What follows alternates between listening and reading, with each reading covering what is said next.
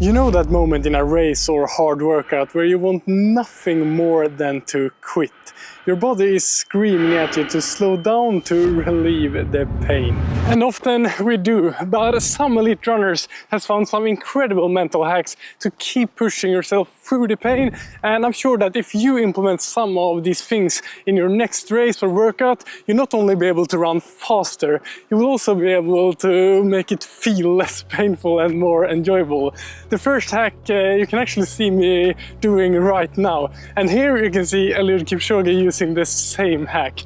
Can you guess what it is? Let's get into this video and I will tell you all about it.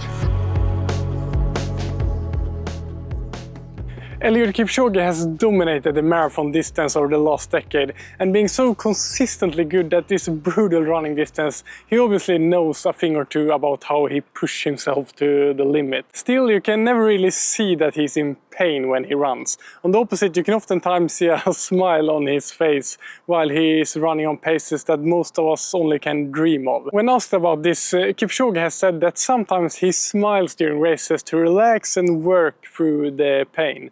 And his strategy actually has some real evidence to back it up.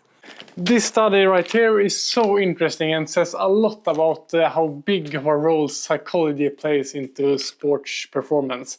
This study, published in Psychology of Sport and Exercises, found that runners who smiled when running used less oxygen, ran more economically, and had a lower perceived rate of exertion compared to when they were frowning. And also compared to those in the control group who just ran the way they usually do. The runners that smiled during the test were 2.8% more economical when smiling compared to when they ran on the same pace and had a look of pain on their face. It's often talked about that these modern carbon-plated super shoes gives approximately the same performance boost. And these runners, like myself, pay a lot of money for. So maybe it's worth trying to smile at some of the hardest points in your next race. And another thing that I learned from an elite runner and have found really helpful in those tough moments is this. One of Sweden's best runners ever, who at his best finished 4th at the World Championships, Mustafa Mohammed, said something really interesting in a podcast I heard a couple of years ago.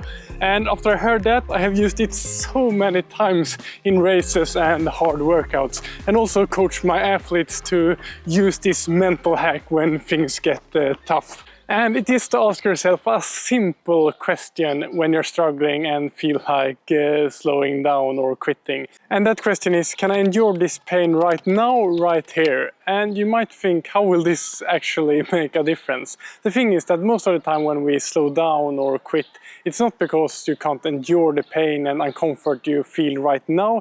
It is the thought of that you're going to have to endure this for a long time more. And that it's probably going to get worse as well. So if you can remove all thoughts of how to feel in 10 or 20 minutes and instead just be present here and now and ask yourself these simple questions. Can I handle this right now? The answer is often yes, and all of a sudden you have managed to keep the pace for 30 seconds longer, and if those thoughts of how long it is left start creeping up again, then you can just ask yourself this simple question once again. Try this in your next race or hard workout and I promise it will help you with a mindset shift that will make you run faster. Before we move on to the next elite runner that said something really interesting just a couple of days ago, I want to thank the sponsor of this video. That is Soar Running, who has made this great t-shirt and shorts that I'm wearing. My favorite thing about the Soar clothes is how they fit and feel when you run. You can really feel that they understand running and have chosen lightweight and premium quality materials that works perfect for running. And I must say, you also feel a bit faster wearing these cool looking clothes, which also can be a good mental hack to help you get the best out of yourself. With Andreas Almgren, Sweden has finally got a world-class runner again. And just last week he ran a sub 13-minute 5K for the first time. But what I wanted to talk about was what he said in a podcast interview after the race.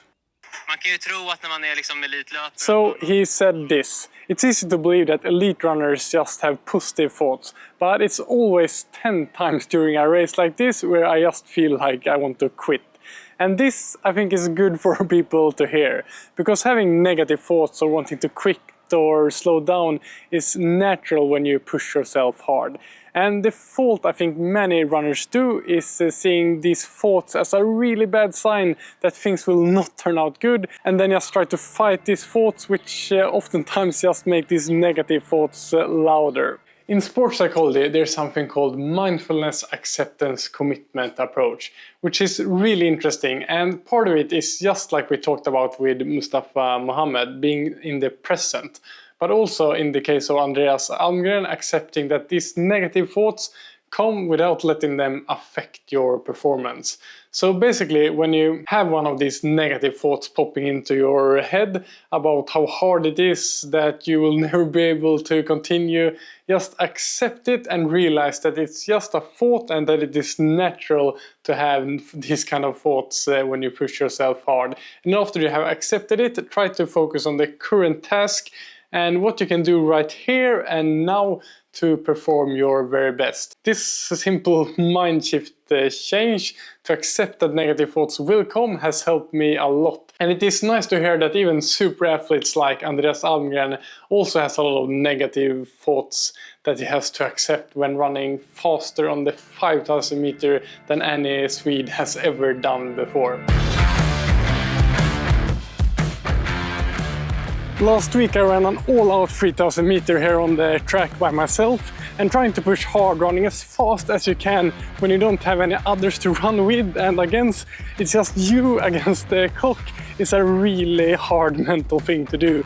But I used a simple mental hack a lot that helped me to run in a time of 9 minutes and 24 seconds, which is pretty good for my current shape. And without this mental hack, I don't think I would have been able to push myself even close to that time.